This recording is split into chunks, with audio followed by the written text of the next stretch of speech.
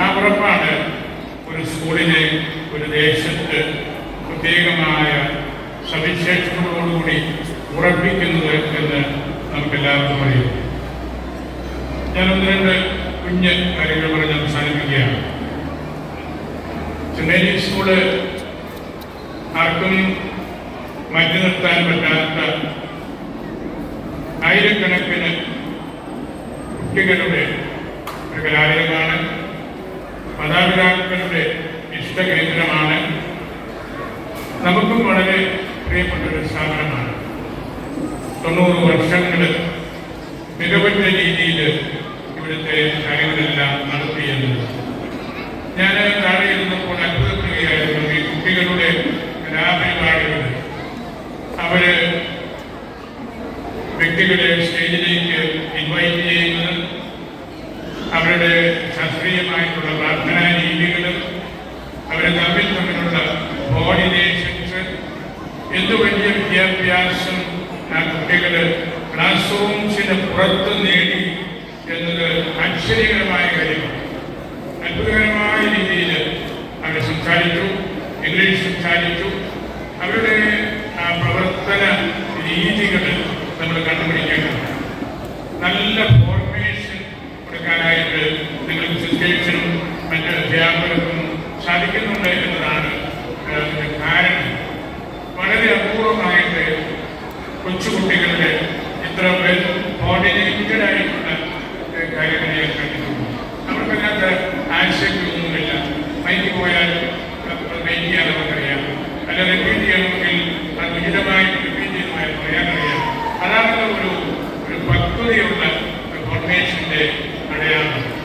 ഈ കലാലയം നൽകുന്ന ഏറ്റവും വലിയ സമ്പത്ത് അത് തന്നെയാണ്. കുട്ടികളിൽ ഒരു നല്ല കോമൺ സെൻസ് ക്രിയേറ്റ് ചെയ്യുക. പണ്ടുകാലം പറയാറുണ്ട്, common sense is nowadays neither common not mere sense. ഇതിനൊക്കെ വളരെ വിലപ്പെട്ടൊരു കാര്യമാണ്.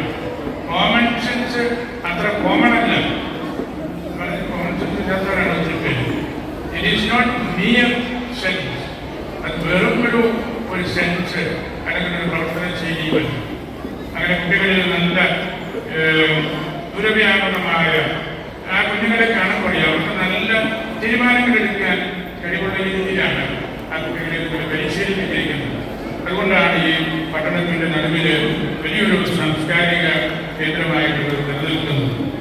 നമ്മുടെ പരിശീലിതാവ് ജയമാർപ്പാപ്പ അമേരിക്കക്കാരനാണെങ്കിലും പെറുവിലായിരുന്നു വർഷങ്ങൾ മാർപ്പാപ്പ അച്ഛനായി ജോലി ചെയ്യുന്നു.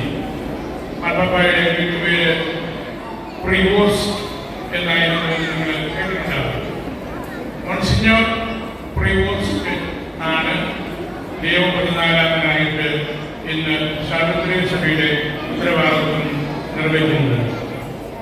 ആ മോൺസിഞ്ഞോർ പ്രിവോസ്റ്റ് വെറുപ്പിലായിരുന്നുകൊണ്ട് സ്വന്തക്കാരുടെ ഇടയിലൊരു പഴഞ്ചൊല്ല് പോലെ അവർ പറഞ്ഞു കേൾക്കുന്നുണ്ട്, വിതൗട്ട് പെറു there will be no Leo.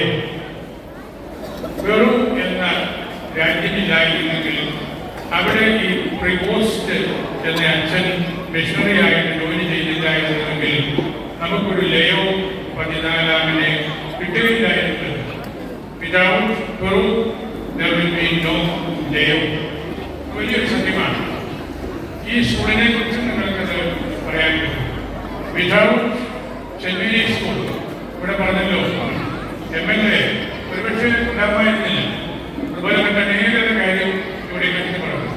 ആ സ്കൂളിൻ്റെ പ്രാധാന്യം അല്ലെങ്കിൽ ഒരു ദേശത്തിൻ്റെ പ്രാധാന്യം എന്ന് പറയുന്നതെല്ലാം ആണ്. വലിയൊരു വീട്ടുപേരോട് കൂടിയാണ് സെന്റ് മേരീസ് സ്കൂൾ എന്ന് അറിയപ്പെടുന്നത്. പെറുവിൽ മാർപ്പാപ്പ മോൺസിഞ്ഞോർ പ്രിവോസ്റ്റ് ഒരു LP സ്കൂളിൽ ചെന്ന് ഒരിക്കൽ പ്രസംഗിച്ചു. മാർപ്പാപ്പ അതിനുശേഷം ആ പ്രസംഗത്തിൻ്റെ കോപ്പി പലരും ഡിജിറ്റൽ ഫോർമാറ്റിൽ ഞാൻ കണ്ടിട്ടുണ്ട്. അന്ന്